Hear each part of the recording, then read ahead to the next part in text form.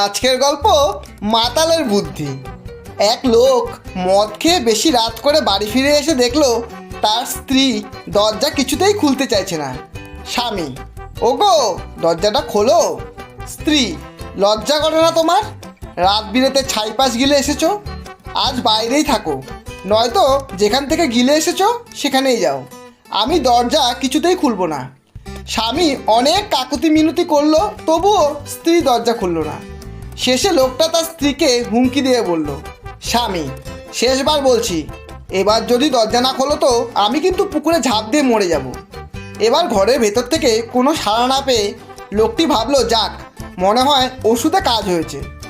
কিন্তু কিছুক্ষণ পর স্ত্রী বলে উঠল: তুমি যাই করো না কেন, আমার কোনো যায় আসে না, আজ তোমার ঘরে আসা বন্ধ।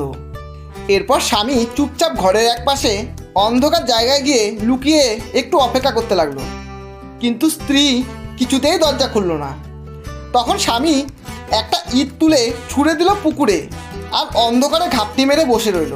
এদিকে স্ত্রী শুনতে পেল জলে কিছু পড়ার আওয়াজ, সঙ্গে সঙ্গে দরজা খুলে সে ছুটে গেল পুকুর পাড়ে।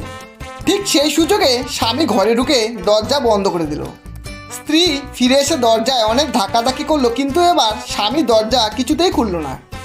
তখন স্ত্রী খুব রেগে গিয়ে বলল: তুমি দরজা খুলবে না আমি চেঁচিয়ে লোক ডাকবো? স্বামী: তোমার যা ইচ্ছে করো, একটু জোরে জোরে চিল্লাও, যাতে করে বেশি বেশি লোক ঘুম থেকে উঠে চলে আসে।